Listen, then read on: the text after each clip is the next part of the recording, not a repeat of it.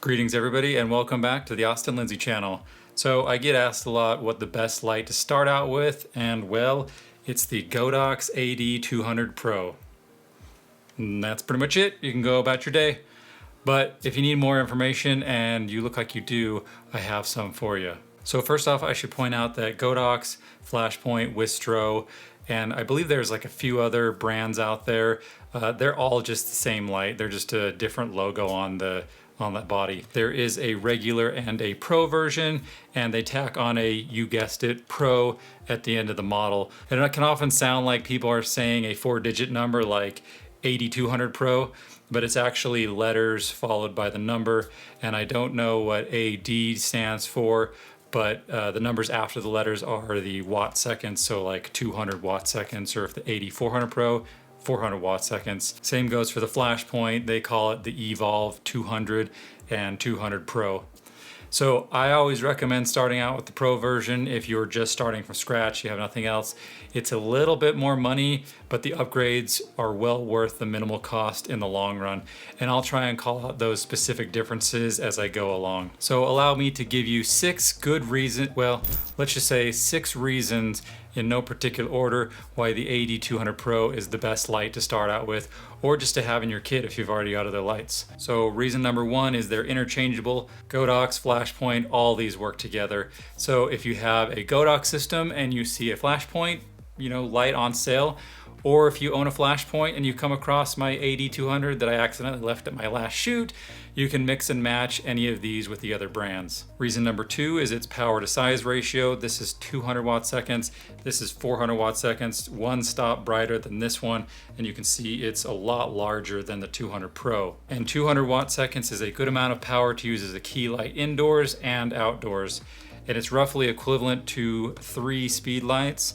And it's not much larger than 1 speedlight, so it's a good lightweight light and it travels very well. So I personally love the square shape. I love how small it is. I love that I can throw it in a smaller bag with some room on the sides, and it fits perfectly in a Pelican 1510 in like the long lid organizer. That's where I put mine. On most shoots, I'll take a 400 Pro and a 200 Pro, and I can carry it all in one Pelican case with my camera and some lenses.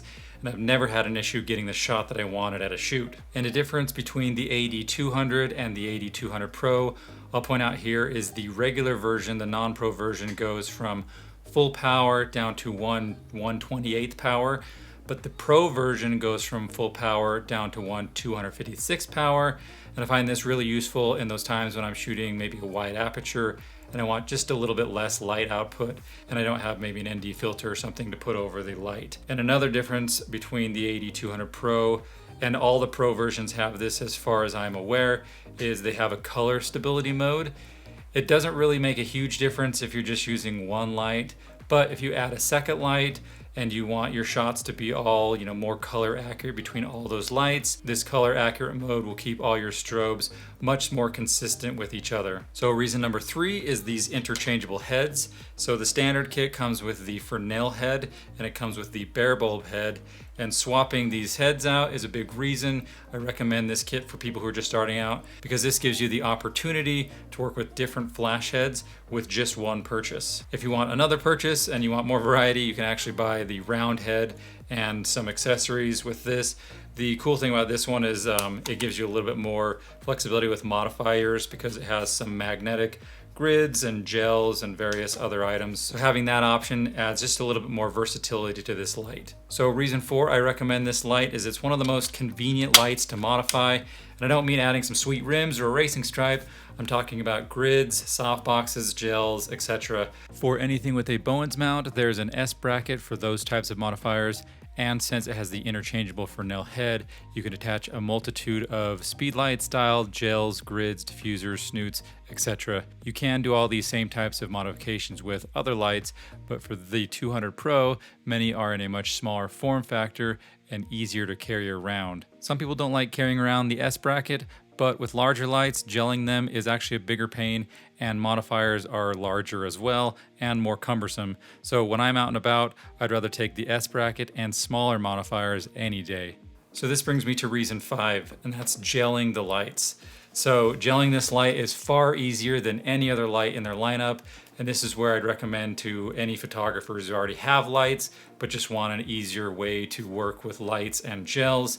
So the way I like to use these lights is by buying one of these kits. There's a whole bunch of gels in here, and there's basically one of these big rubber bands that wraps around the fresnel head, and then you slide the gel in on either side. And the best part about this is since you've got the gel directly over the light source, now you can very easily use other softboxes or modifiers if you want. You can also use mag mod or similar style speedlight modifiers such as grids, diffusers, gels with the AD200 and 200 Pro, since their fresnel head is approximately the same size and shape as a speedlight. So reason number 6 and final reason for this video, it'll always be useful.